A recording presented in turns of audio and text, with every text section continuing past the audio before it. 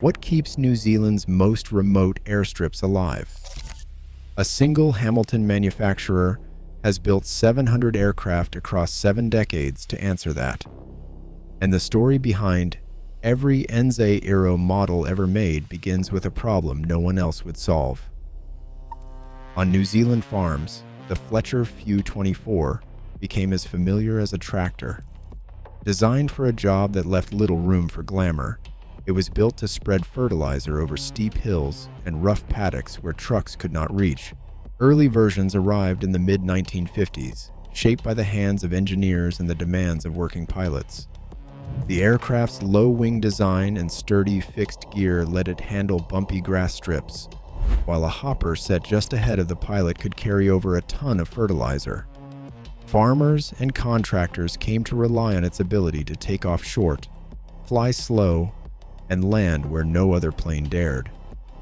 By the time production neared 300 units, the FU-24 had turned a local challenge into a repeatable, airborne solution. It changed the way New Zealand's fields were farmed from the sky. AESL secured production rights for the Airtourer in 1967, and the Hamilton factory shifted its focus from working the land to shaping future pilots. The Airtourer, with its low-wing, 2-seat, all-metal layout, was purpose-built for primary instruction. 80 of these aircraft rolled out locally, each one designed to make learning to fly less daunting. Students found a trainer that forgave mistakes and responded predictably, letting them build confidence from their very first flights. For instructors, the Airtourer became a dependable partner, reliable, sturdy, and straightforward to maintain. In classrooms and on grass runways across New Zealand, the Airtourer turned the challenge of flight into an achievable first step, opening doors for new aviators and flight schools alike. When the PAC CT-4 Airtrainer took its first flight in 1972, it was clear that this was more than just an evolution of the Airtourer.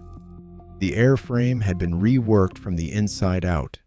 Reinforced spars, a stronger fuselage, and a new jettisonable canopy all pointed to a tougher, more demanding mission. This aircraft was built for the rigors of military training, not just the forgiving lessons of a flying club. Instructors now had a side-by-side cockpit where they could guide students through disciplined aerobatic routines, spins, and emergency drills under a strict syllabus. For the Royal New Zealand Air Force and the Royal Australian Air Force, the CT-4 proved itself as a reliable basic trainer, logging thousands of hours and earning trust where it mattered most, between instructor and trainee.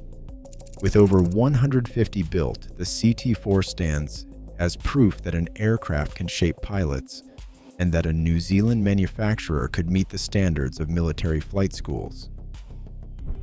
The PAC Cresco arrived in 1979, bringing a new era of power to the farm skies. With its first flight on February 28th, the Cresco swapped piston engines for a 750 horsepower Pratt & Whitney turboprop and a tricycle undercarriage, paired with a stretched fuselage that could swallow more fertilizer per load.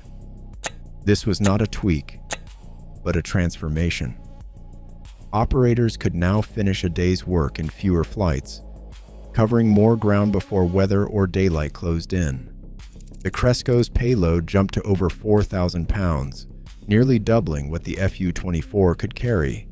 For agricultural crews, that meant less time waiting and more time working. The aircraft's muscle and reliability made it a favorite not only for spreading fertilizer, but also for skydiving and utility jobs across New Zealand and beyond. Scale was no longer a luxury, it was the new standard. Remote pilots needed something more than power. They needed reach. The P750 XSTOL answered with a design built for the world's shortest, roughest strips, carrying up to 10 people or a heavy load of freight where roads stop and runways barely exist. Its high-lift wing and powerful PT6 engine make takeoff possible in less than 400 meters, even when fully loaded. With a wide-open cabin and strong climb, the aircraft became a favorite for skydiving crews, bush operators, and regional carriers who relied on dependable performance in places where surface access is unreliable or impossible. For many, the P750 XSTOL turned isolation into opportunity, proving that one airframe could serve cargo, passengers, and parachutists alike in the toughest corners of the map. The E350 Expedition stands apart by letting operators decide what job needs doing next. Its cabin can be stripped for freight, loaded with passengers, or outfitted for mission gear in a matter of minutes. Bush pilots use it to reach remote lakes with a full floatplane kit, then land on gravel bars or grass strips the same day. Outfitters haul kayaks, survey teams bring their equipment, and backcountry guides swap out seats for cargo as the work demands. Instead of locking itself into one purpose, the E350 adapts on the fly, delivering real value to those who measure an aircraft not by its specialization, but by how many roles it can fill before sunset. The SuperPac 750 XL2 stands as the most refined expression of NZAero's short takeoff and landing philosophy. Outfitted with a 900 shaft horsepower PTC6A 140A engine and a 4-blade Hartzell propeller, it delivers more thrust while generating less noise, a welcome change for operators working near towns or sensitive environments. The cockpit is now fully digital, with glass avionics that streamline navigation and monitoring. Fuel burn has dropped by 10%, giving operators more range and lower costs on every flight. Yet the core promise remains.